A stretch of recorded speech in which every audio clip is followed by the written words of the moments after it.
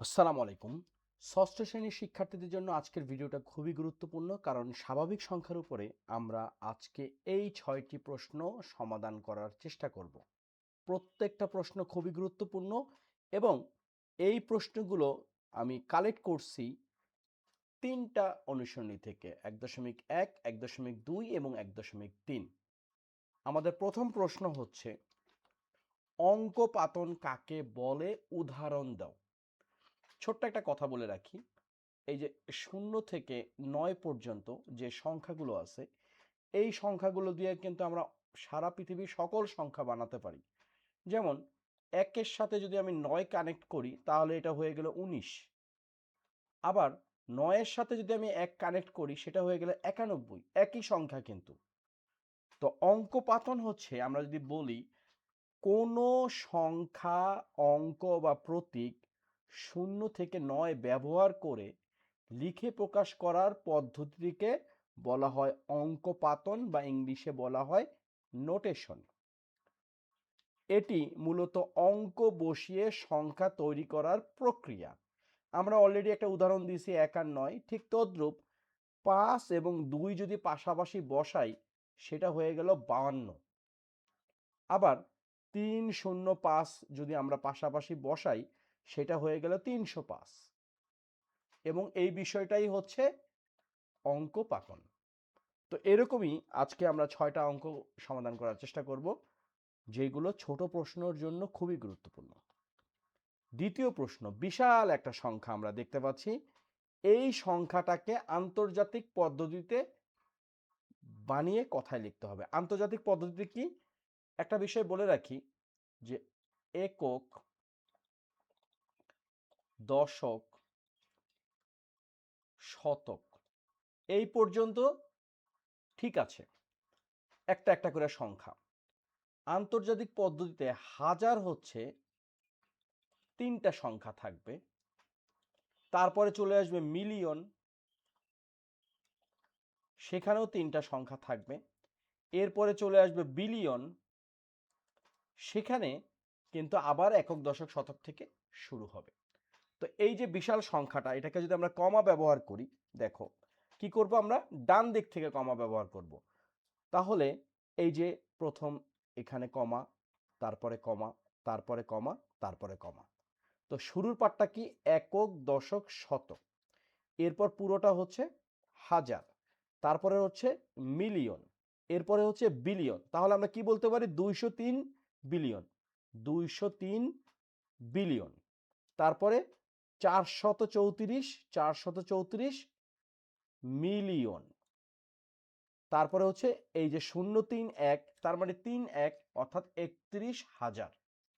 এরপরে এখানে দশক এবং শতক কিছু নাই, তার মানে 2। তাহলে পুরোটা কি, 203 বিলিয়ন 434 মিলিয়ন 31,002। খুবই সহজ, বাট আমাদেরকে খুবই কেয়ারফুল থাকতে হবে। যেমন আমি একটা বড় সংখ্যা যদি লিখি 5, 6, 7, 8, 9, 3, 2, 0, 1, তো প্রথমে কি করতে হবে, ডান দিক থেকে বায়ে এই 3টা করে কমা দিতে হবে। তাহলে এইটুক কি হলো, একক, দশক, শতক। তারপরে এইটা হলো হাজার, এটা হলো মিলিয়ন, তার মানে এটা কি, 5,567 মিলিয়ন, এটা কি হবে, মিলিয়ন। মিলিয়ন 567 মিলিয়ন 893,000, তারপর 201। তো যেরকম প্রশ্নই আসুক না কেন, খেয়াল রাখতে হবে একক, দশক, শতক এটা কমন, তারপরে হাজারে 3টা ঘর, মিলিয়নে 3টা ঘর, বিলিয়নে আবার একক, দশক, শতক থেকে শুরু হবে। তো 2 নাম্বার প্রশ্ন শেষ।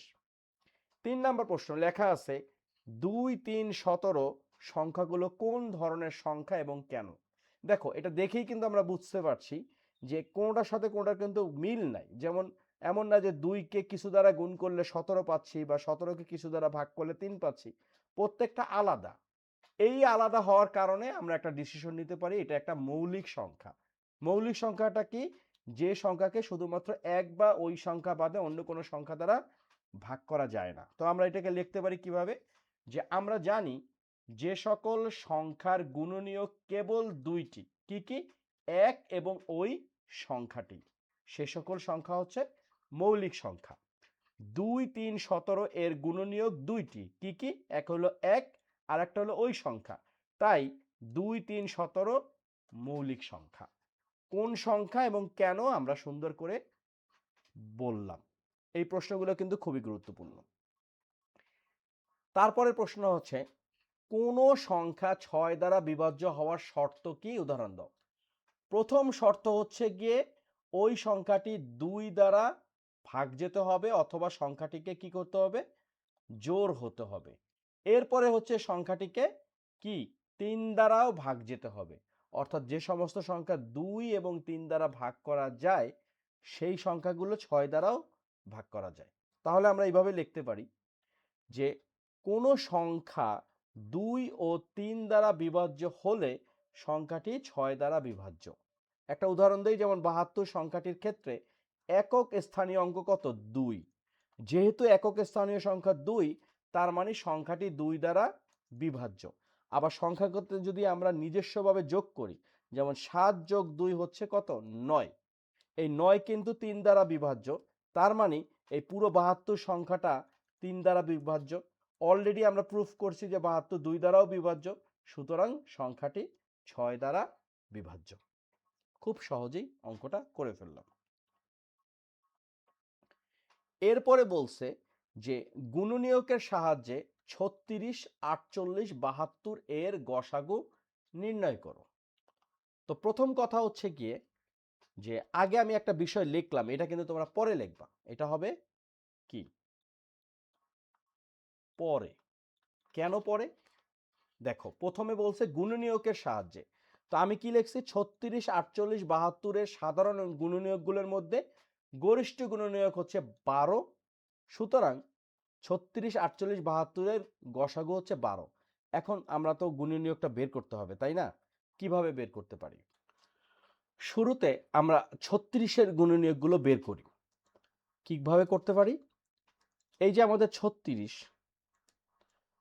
কে আমরা 1 গুণ 36, অর্থাৎ 36 কে আমরা 36 দ্বারাও ভাগ করতে পারি, 36 কে আমরা 1 দ্বারাও ভাগ করতে পারি।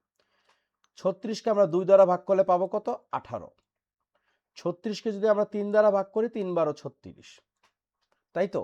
4 দ্বারা যদি ভাগ করি তাহলে কত পারবো? 4 9 36। 6 দ্বারা করলে 6 6 36। অর্থাৎ 36 এর যদি গুণনীয়ক সমূহ কি কি পাচ্ছি আমরা?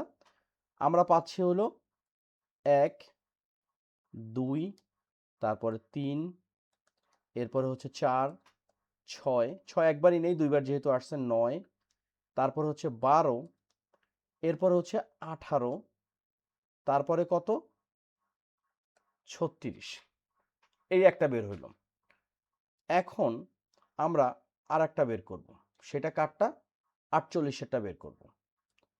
48 এর ক্ষেত্রে আমরা কি পাচ্ছি? আমরা যদি হিসাব করি, 48 কে আমরা 1 দ্বারা ভাগ করতে পারি, তাহলে পাবো 48 কে 1 দ্বারা ভাগ করলে 48 পাবো, অথবা 48 কে আমরা 48 দ্বারা ভাগ করলে 1 পাবো। তার মানে 1 গুণ 48। এরপরে আমরা কত পাচ্ছি? 2 দ্বারা করলে 24, 3 দ্বারা করলে 3 16 48, 4 দ্বারা করলে 4 12 48, তারপরে 5 দ্বারা যাবে না, 6 দ্বারা করলে 6 8 48, তারপরে কত? 7 8 দ্বারা তো হইলই। তার মানে আমাদের 48 এর গুণনীয়ক সমূহ কি কি পাচ্ছি আমরা? 1 পাচ্ছি, 2, 3, তারপরে হলো 4, তারপরে হচ্ছে 6 পাইলাম, 8 পাইলাম, তাই তো? এরপরে কত হচ্ছে? পাইলাম হচ্ছে 12, তারপরে হচ্ছে 16, তারপরে 24, এরপরে 48। ওকে, এখন আমরা 72 কে বের করব। 72 এর ক্ষেত্রে আমরা কি করতে পারি?